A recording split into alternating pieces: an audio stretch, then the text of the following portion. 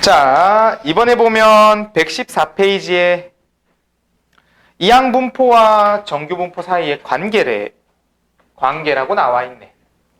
자, 그러면 이항분포와 정규분포는 사실 여러분들이 배운 내용들 중에서 어떻게 보면 두 가지 내용으로 분류한 누구였어? 이 이항분포는 이산확률 변수에서 나오는 대표적인 예제였고요.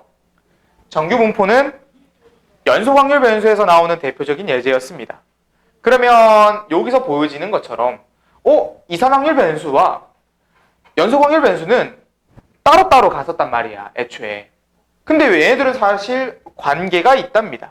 그럼 이 관계가 어떤 식의 내용들이 나왔을 때 관계를 맺어줄 수 있는지 그럼 관계를 맺었는데 문제를 푸는 방법은 어떻게 되는지의 관점으로 설명을 들어주시면 돼요. 생각보다 내용은 간단해.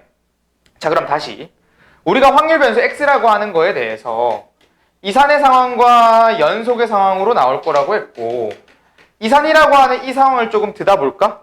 우리가 이산 확률 변수는 그것의 확률 변수 x의 상황이 어떻게 되는 거라고 했니? 셀 수 있는 것들로 나올 거라고 했지? 괜찮나요? 그리고 그것의 셀 수 있는 것들의 모양 중에 이항분포는 그런 확률 변수 x가 독립시행의 입장에서 나오는 거라고 했어요. 그래서 얘가 b에 어떻게 적힌다? 여기 뒤에 있는 숫자들은 n과 p가 적힐 거라고 했죠? 그럼 이 np의 출처를 밝혀보자. n이라고 하는 거는 독립시행의 횟수였고요. 시행 횟수.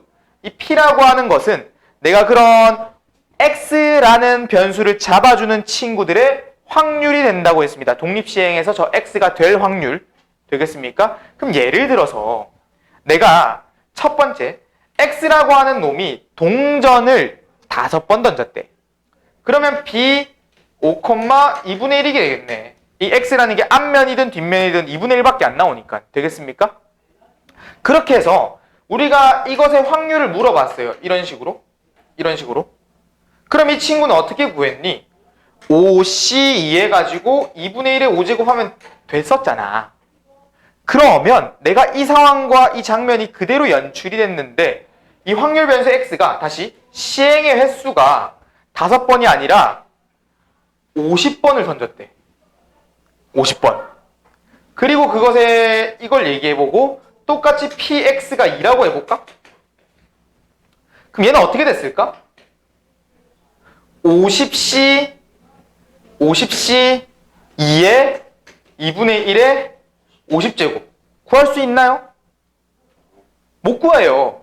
심지어 물어보는 확률이 지금 얘처럼 단일된 하나를 물어보는 것뿐만이 아니라 이항분포에서 x의 상황이 2부터 20까지 이런 거 물어본대. 여기 이 상황에서 앞면이 나오는 횟수가 2번에서 20번까지, 그러니까 2, 3, 4, 5, 6, 7, 8, 9, 10, 20까지 다 더해달래. 그럼 여러분들이 이거 딱 2개만 적어봐도 될 수 없다라는 걸 바로 알 수 있다고. 왜? 아까 요 놈에다가 하나 더 더해야 돼. 50c 3에 2분의 1의 50제곱을. 맞죠? 그러니까 무엇을 확인할 수 있냐면 이항분포는 시행하는 횟수가 지금 위의 것처럼 작을 때는 그것의 독립시행의 하나의 확률 값들을 구해낼 수가 있었고, 그 구해내는 것들의 크기가 생각보다 작았어요. 구하기가 쉬웠어요. 그래서 그냥 하나하나 구해서 더하기만 하면 됐었는데, 지금처럼 보여지는 것처럼 시행의 횟수가 많아지면, 50번과 같은 시행의 횟수가 많아진다면 그 친구의 하나의 확률 값들이 어떻게 보는 바와 같이 너무나도 큰 숫자 2분의 1의 50제곱, 이 숫자 자체는 작지만 2의 50제곱을 해야 된단 말이야. 그런 이 숫자들의 역할을 보면 너무나도 구할 수가 없는 숫자들이 나오게 돼버리는 거죠. 그러면 내가 이런 걸 어떻게 구할래 하다 보니까 어떻게 보면 이항분포의 상황에서는 못 구했습니다. 구할 수가 없었어.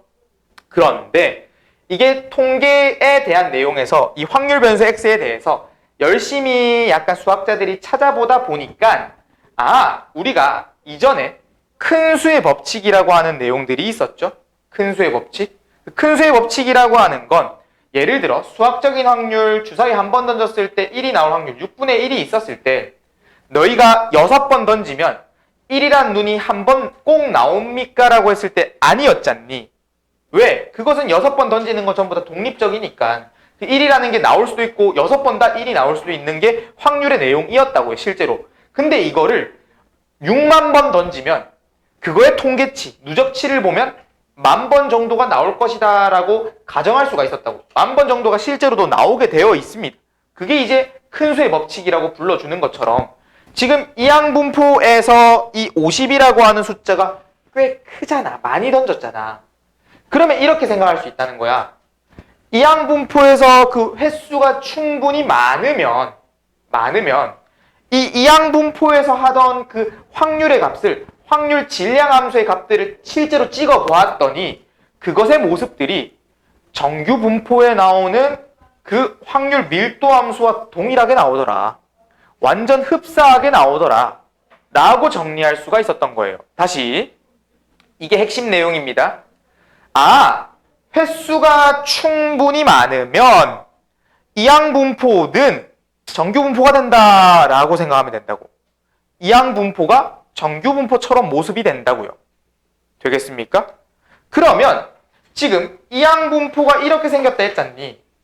그럼 여기가 횟수가 충분히 많으면 이 확률 변수 x가 정규분포로 만들어진다고 생각하라고. 정규분포가 돼버렸다 생각하라고. 그럼 정규분포는 여기 있는 두 자리가 누가 들어오는 거라고 했죠? 평균과 표준 편차의 제곱 분산이 들어온다고 했죠? 그러면 우리가 이 이항분포에 있는 모든 내용들을 다 버리고 가냐? 그렇지가 않아요. 이 확률 변수 x가 여기서 이항분포에서의 평균을 구해오는 걸 여기다 적어야 된다는 거죠. 여기 평균이 얼마입니까?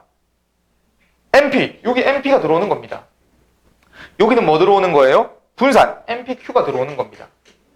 횟수가 충분히 많아지면 이런 모습을 가지게 되는 거예요. 그럼 아까 X라고 하는 그것의 내용이 50번 횟수가 충분히 많게 설정이 됐고 이게 있었다면 횟수가 많네? 그럼 이 X의 확률을 구하는 거는 정규분포처럼 생각을 해서 정규분포 어떻게 바뀌었다? 2개 곱해 25. 그리고 한 번 더 2개 또 2분의 1 한 번 더 곱하면 2분의 25. 그럼 요 놈은 루트 씌우고 제곱해주면 표준 편차의 제곱 분산이 나오게 되는 겁니다. 이렇게 적힌다 이겁니다. 됐나요? 그러면 이 체에서 이런 상황에서 우리가 이런 질문이 들어오게 되면 요 놈으로 뭐 하면 돼? 표준화하면 되는 거야. 그리고 표준 정규 분포표에 나오는 모든 내용들로부터 확률을 구할 수가 있는 거예요. 얘들은 그 표준 편차가 좀 값이 예쁘지가 않아서 조금 더 예쁜 모양들이 많이 나올 겁니다. 내용은 이해했나요? 그러면 여기서 또 여러분들이 들어야 될 의문점 하나가 있어야 돼. 뭐가 들어야 되냐면 선생님 그러면 이항분포가 횟수가 충분하다라는 거는 어떤 기준으로 가는 건가요? 50번처럼 있으면 되나요? 10번만 있어도 횟수가 충분한 건가요? 20번 있어도 횟수가 충분한 건가요? 그 충분하다라는 기준을 좀 제시해 줄 필요가 있네. 그럼 충분하다라는 거는 뭘로 기준을 하냐면 우리가 여기서 2개를 곱한 MP, 평균이 있죠, 평균?